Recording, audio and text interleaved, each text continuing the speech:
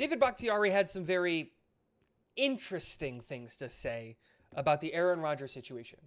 Inside, and a beauty! Hall running free! Brees Hall inside the 10! He's gonna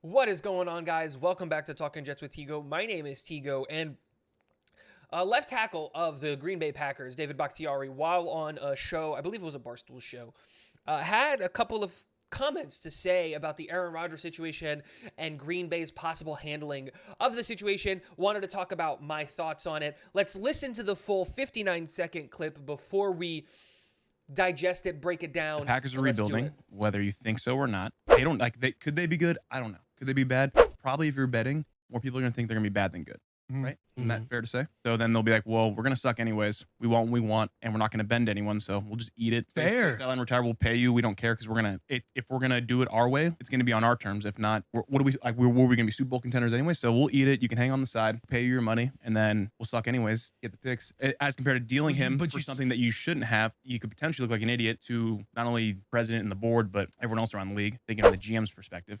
Put yourself on the hot seat, and then potentially have your job come called to question. So I look at all these like ways you can deal it. I don't think it'd get that contentious. I do think they'll probably come to an agreement. He'll get traded. They'll get what they want, and then time will probably say whether it was who won what. But I'm saying there, I do think that it could be a third option if things got so You're bad. right. You're right. I've Jets changed just my say, mind. no, we want this, and that's it, because we know we're gonna get them. Like, okay, well then somewhere else. the Pack. So a lot of things to digest and a lot of things to break down in this comment. Let's start with what he said right off of the top. If you're a betting man, you're going to bet that the Green Bay Packers are going to suck next year. One, that's kind of a shitty thing to say as a member of the Green Bay Packers. Like, I'll say it that way. But in what reality is that a fact, right? Like, from most of my interactions with Green Bay fans, they think they're at least going to be competitive. Now, I'm not saying that they think that they're going to be Super Bowl contenders, because I don't think that's true. They have legitimate holes that they need to fill in the roster, of course.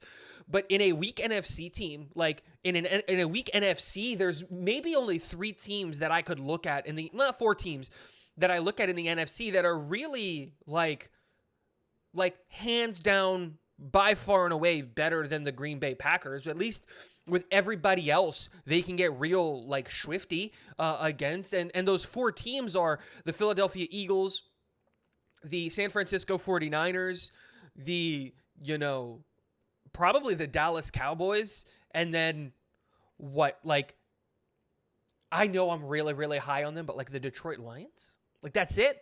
I think you can get real competitive with the Vikings. Like, as long as Kirk is there, like, you can get real competitive with it. And they've got a really good defense out there, and they still need pieces to fill. But, like, the real problem area of the Green Bay Packers right now is that offense. It's a lot of unproven pieces on the offense when it comes to your wide receiver room, when it comes to not having a true number 1 tight end, when it comes to an offensive line that can be good. That's when it's very healthy, like specifically talking about David Bakhtiari. And then the biggest question mark of all, which is Jordan Love. And we have no idea what Jordan Love is, right? He's thrown 80 footballs in his NFL career. Like, can he be good? Yeah, probably. Can he be bad? Yeah, probably. We have no idea. So right off the top, being able to say that, oh, we're probably going to suck anyway and probably going to have a top 10 pick, or that's kind of what he's alluding to, I think is a little bit disingenuous from David Bakhtiari. The NFC is incredibly weak. You can sneak into the playoffs like really, really easily in the NFC. And once you make it to the playoffs, we can see that like anything can happen in the playoffs. Like, any team can win on any given Sunday because you don't know what's going to happen. The San Francisco 49ers had to go to their 3rd quarterback in a playoff game because like anything can happen at any given time. So I think that's a little bit disingenuous. But then talking about, oh, Goody's job could be on the line if he makes a bad trade. Let me start by saying, like, one, Green Bay has to make this trade, because it is not a reality to be able to sit here and say that Aaron Rodgers, you're just going to bench Aaron Rodgers and pay him $60 million. I think the optics of that are going to look far, far worse to the president and the board of directors and to everybody saying, you know what? We had a very fair contract negotiation or offer for Aaron Rodgers on the table. And instead of taking that, we decided, no, we were going to stand pat, not take the fair compensation according to 31 GMs in the NFL. We were going to stand pat and not get anything for him and then bench him and pay him $60 million.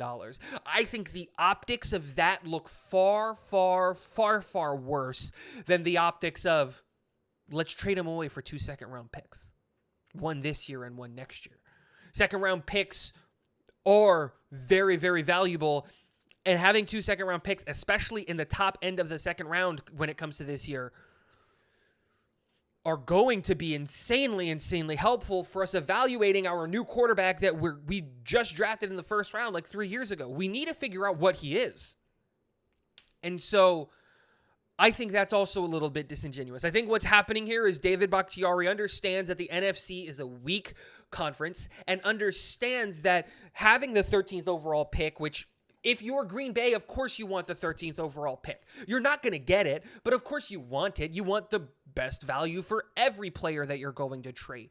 And being able to go out and say, let's say they do get the 13th overall pick, which isn't going to happen, but being able to go 13 JSN, 15 Dalton Kincaid, and there you go. Now you've solidified your offensive side of the ball. You've added another wide receiver to a young, promising wide receiver room. You've added a tight end to a room that doesn't have a number one tight end, and an offensive line that, like I said, if stays healthy, has the opportunity to be a legit offensive line in front of your quarterback that you're evaluating with the defense that you guys have behind it. Like, it makes a ton of sense why you would want that. And I think that's what this is. This is posturing for your team to make sure that your team tries and gets the best value. Is there any truth to the idea that Green Bay is just going to sit on Aaron Rodgers? I don't think so, because if that happens and they decide to bench Aaron Rodgers and sit him and to do all of those things and pay him $60 million, and then week one, you're sitting Aaron Rodgers on the bench, $60 million, and you're starting Jordan Love, Brian Gutekunst won't be in Green Bay very long at all, especially with his track record of not being like stellar in the draft. And so, yeah, again, I think it's an interesting comment to make, but it's in the same vein of what like Aaron said, like, don't rush, don't come. I'm not coming till May anyway. Don't rush. It's the same thing. It's guys posturing to make sure that the team that they're going to be playing on gets the best value for what happens in their situation. Let me know what you guys think in the comment section below. And last but not least, go Jets.